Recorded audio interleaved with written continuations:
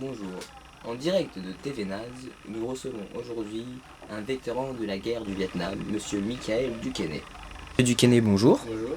Vous êtes donc le seul survivant de cette guerre atroce qu'est le Vietnam.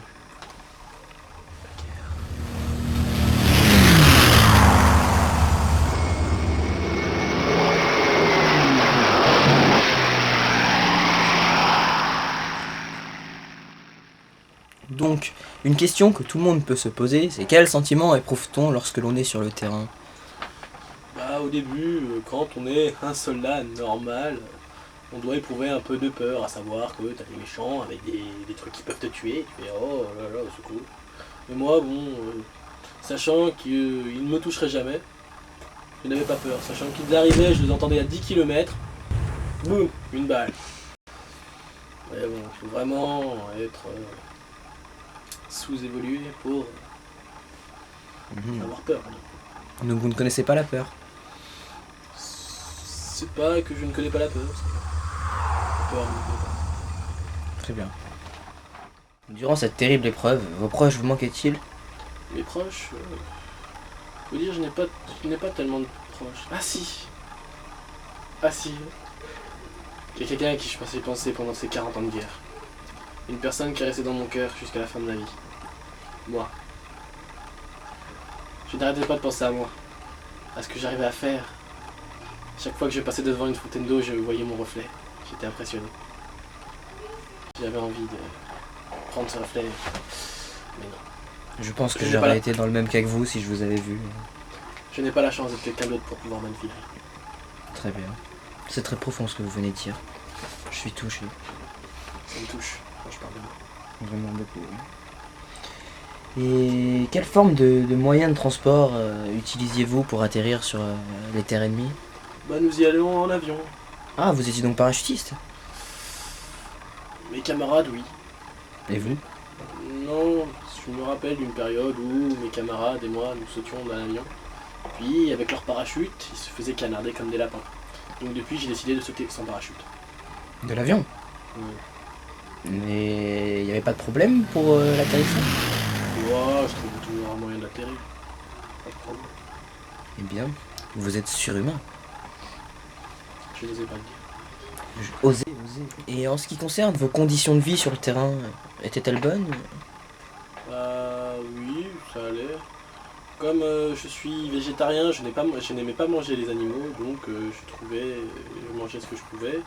Au Vietnam, il n'y avait pas tellement de fruits, donc je mangeais plutôt des feuilles. Des feuilles, vous voulez dire de la salade, des trucs comme ça? Non, des feuilles. Des feuilles d'arbre? Oui, des feuilles d'arbre. Hein? Puis la nuit, ça se passait pas mal. J'avais pas peur que les personnes viennent m'attaquer car elles dormaient. Et moi, des bruits d'animaux qui cassaient mes rêves, ça allait. Je me rappelle, oui, une anecdote très bonne où j'étais tout seul dans la forêt, puis je n'avais même pas mon couteau pour me curer les ongles. Et je n'avais vraiment rien sur moi. Puis là, je vois arriver un Viet de loin. Il était armé. Je me suis dit, merde, ça se trouve, il va me toucher, il va me faire une entorse quelque part. Et après, je savais pas comment l'arrêter parce que il avait beau être loin, une balle, ça me ferait chier à esquiver. Alors ce que je me suis dit, je vais le désarmer avec ma ceinture et le tuer parce qu'il me fait chier. Donc j'ai entendu qu'il s'approche. Et comme un con, j'ai marché sur une brinde. Et là, tout de suite, il vient vers moi. J'ai dû sortir ma ceinture plus tôt que d'habitude, lui serrer les mains et le tuer comme un chien. C'est un chien d'habitude, pas de problème. Mais les moyens en général, je me suffisais à moi seul, il n'y avait pas besoin de faire des grands trucs. Comme s'il fallait un fusil. Leur armée était-elle moins préparée que les nôtres? Franchement, vraiment beaucoup moins par rapport à moi. Je me rappelle d'une anecdote où j'étais tout seul au milieu de la forêt, je regarde à droite et à gauche.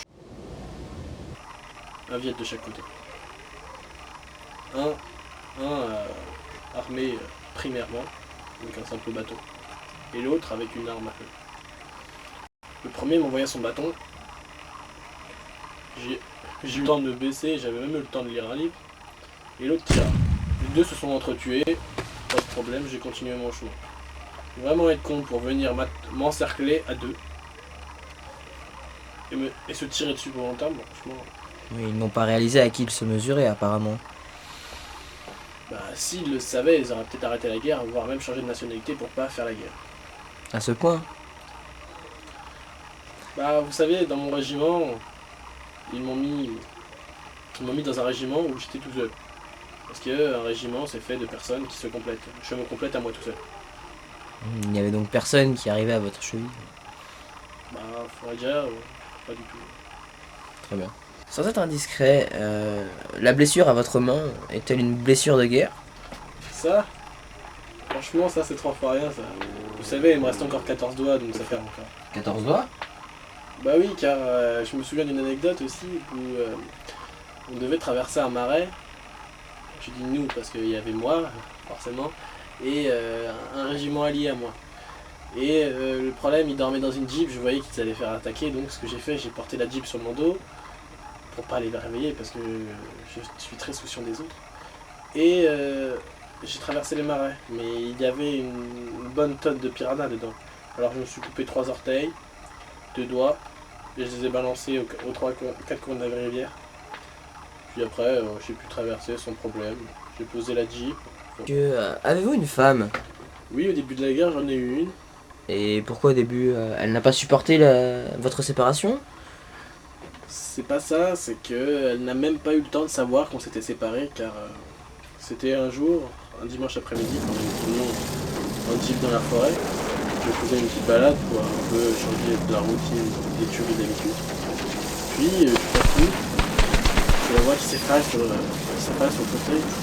Puis, à droite à gauche, je vois un sniper qui était encore en vue, qui voulait me tirer dessus. Je suppose qu'il m'a pas vu.